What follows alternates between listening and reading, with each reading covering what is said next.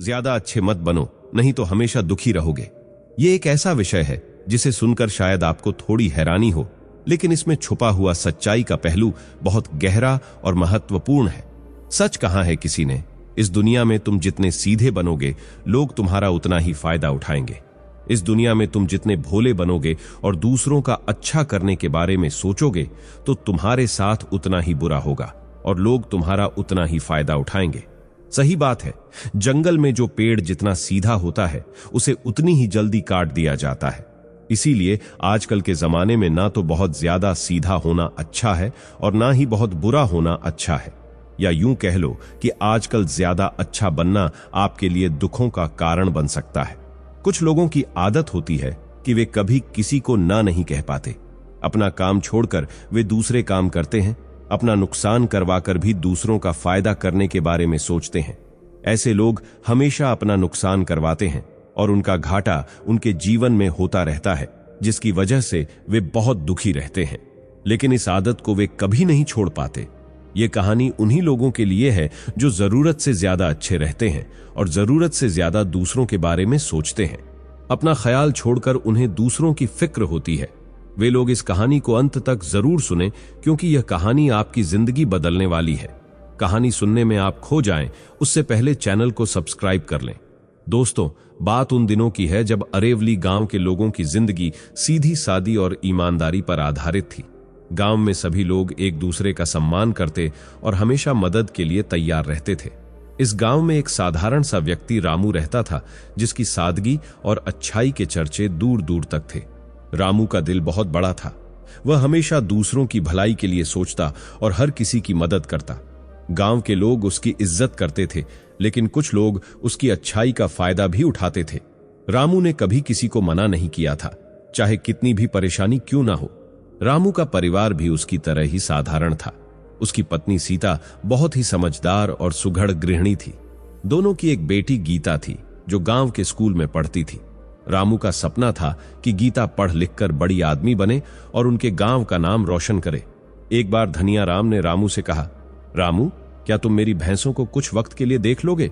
मुझे कुछ काम से शहर जाना है, इसीलिए क्या तुम इनका ख्याल रखोगे? रामू ने बिना सोचे समझे हां कह दी, क्योंकि वह दिल से बहुत अच्छा था। उसे लगा कि गायों का देखभाल तो आसान है, चारा डालना और पानी देना है, और क्या। उसने कहा, जी मैं ऐसा कर पाऊंगा, आप बेफिक्र रहिए। धनिया राम शहर चला गया और रामू उसकी गायों का ख्याल रखने लगा। वह उन्हें समय पर चारा देता, उनका ख्याल रखता और उन्हें पानी पिलाता। लेकिन उस रात बहुत तेज तूफान आया और तूफान में गाय घर से गायब हो गई। वे वहां से भाग गई। रामू चिंता में पड़ गया। उसने बहुत दूर दूर तक गायों को ढूंढा, लेकिन फिर भी वे नहीं मिली। उसने पूरी रात नहीं सोया और गायों को ढूंढता ही रहा। उसके मन में ख्याल आया कि अब वह धनिया राम को क्या जवाब देगा। गाय कहां चली गई? अगले दिन जब धनिया राम आया तो उसने पूछा, मेरी गाय कहां है? रामू ने कहा, मालिक, रात की बारिश और तूफान में पता नहीं कहां गाय भाग गई। मैंने बहुत ढूंढने की कोशिश की, लेकिन गाय नहीं मिली। धनिया राम गुस्सा हो गया और बोला, तुम झूठ बोल रहे हो। दरअसल तुमने मेरी गायों को बेच दिया है और उन पैसों से अमीर बनना चाहते हो। सच तो यही है। रामू ने कहा, नहीं सर, आप मेरे बारे में गलत सोच रहे हैं। मैं ऐसा सोच भी नहीं सकता और ना ही ऐसा हूं। यह झूठ है। मैं सच कह रहा हूं। मुझे नहीं पता गाय कहां भाग गई, लेकिन मैंने बहुत ढूंढने की कोशिश की। मैंने गायों को नहीं बेचा है, और मैं ऐसा क्यों करूंगा? धनिया राम ने कहा, क्योंकि तुमने मेरी गायों को बेच दिया। एक दिन के लिए मैंने तुम्हें गायों का ध्यान रखने को कहा और तुमने अपनी असलियत दिखा दी। मैं तुम्हें बहुत अच्छा समझता था, लेकिन तुम बहुत बुरे हो। अब मैं तुम्हारी शिकायत पंचायत में करूंगा, तब देखूंगा फैसला क्या होता है और तुम्हें मेरी गायों का हर्जाना भरना पड़ेगा। रामू के लाख समझाने के बाद भी वह नहीं माना और बात को पंचायत तक ले गया। पंचायत में उसने कहा, मुखिया जी, रामू ने मेरी गायों को जब मैं उसे जिम्मे सौंपकर शहर गया था तो रात में गायों को बेच दिया। मुखिया ने पूछा, क्या यह सही बात है? रामू ने कहा, नहीं मुखिया जी, ऐसा कुछ नहीं है। मैंने गायों को नहीं बेचा। दरअसल बारिश और तूफान में गाय पता नहीं कहां भाग गई और मैंने बहुत ढूंढने की कोशिश की, लेकिन फिर भी वे नहीं मिली। आखिरकार पंचायत ने धनिया राम के हक में फैसला सुनाया और रामू को उसकी भरपाई करने के लिए आधे बीघे जमीन उसके नाम करने को कहा। रामू को ना चाहते हुए भी ऐसा करना पड़ा क्योंकि गायें अब नहीं मिली। रामू खुद को कोस रहा था कि उसने क्या कर दिया। उसने तो भलाई के लिए हां बोला था, लेकिन फिर भी उसका नुकसान हो गया। रामू के घर वाले बहुत समझाते थे कि वह दूसरों के लिए ज्यादा अच्छा बनना छोड़ दे, नहीं तो हमेशा उसे नुकसान ही होगा, लेकिन रामू पर इसका कोई असर नहीं होता। एक बार फिर ऐसी ही एक और कहानी हुई। एक दिन की बात है, रामू अपने खेत में काम कर रहा था जब गांव के मुखिया भोला राम ने उसे बुलाया। भोला राम बहुत ही चतुर और चालाक आदमी था। वह रामू की अच्छाई को देखकर अक्सर उसकी मदद लेता था, लेकिन बदले में कुछ भी नहीं देता था। भोला राम ने कहा, रामू, मेरे खेत में कुछ समस्या हो गई है, क्या तुम मेरी मदद कर सकते हो? रामू ने बिना सोचे समझे कहा, हां मुखिया जी, बताइए क्या करना है। भोला राम ने अपने खेत में लगी फसल की देखभाल का काम रामू को सौंप दिया। रामू ने बिना किसी संकोच के काम करना शुरू कर दिया। रामू के दिन का एक बड़ा हिस्सा भोला राम के खेत में बीतने लगा। इस कारण से वह अपने खेत और परिवार को ज्यादा समय नहीं दे पाता था। सीता ने कई बार रामू से कहा, तुम्हारी यह अच्छाई तुम्हें और हमें मुश्किल में डाल रही है, तुम्हें कुछ सोचना चाहिए। लेकिन रामू हर बार कहता, अच्छाई का फल हमेशा अच्छा ही होता है। वहीं गांव के कुछ लोग रामू की इस अच्छाई का फायदा उठाने लगे। एक दिन गांव के ही एक और व्यक्ति लल्लू रामू के पास आया और बोला, रामू भाई, मेरे घर की छत टूट गई है, क्या तुम मेरी मदद कर सकते हो? रामू ने फिर से बिना किसी हिचकिचाहट के हामी भर दी।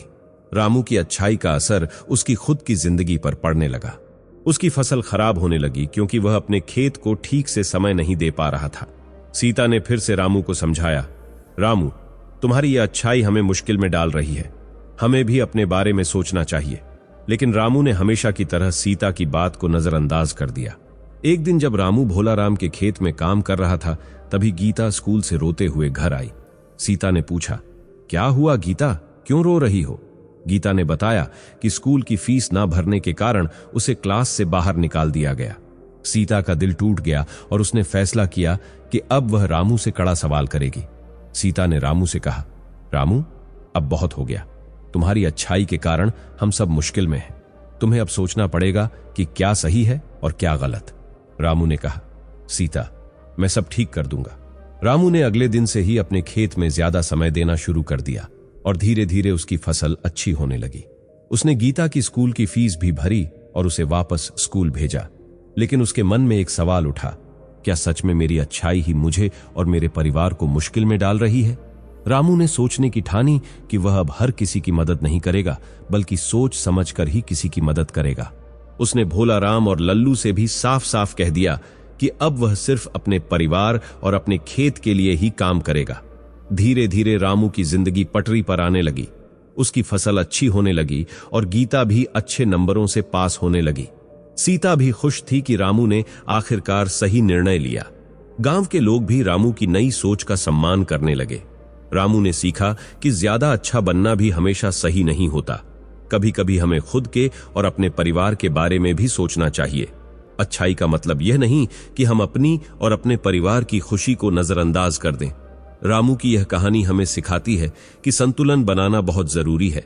हमें हमेशा दूसरों की मदद करनी चाहिए, लेकिन अपने परिवार और खुद की भलाई को भी नजरअंदाज नहीं करना चाहिए। यही सही मायने में अच्छाई है। इस वीडियो को अपने दोस्तों के सतह शेयर जरूर करना और जाने से पहले इस वीडियो को लाइक करें और ऐसी और कहानी सुनने के लिए हमारे चैनल को सब्सक्राइब कर लेना। तो मिलते हैं एक और प्रेरणादायक कहानी के साथ अगले दिन। धन्यवाद।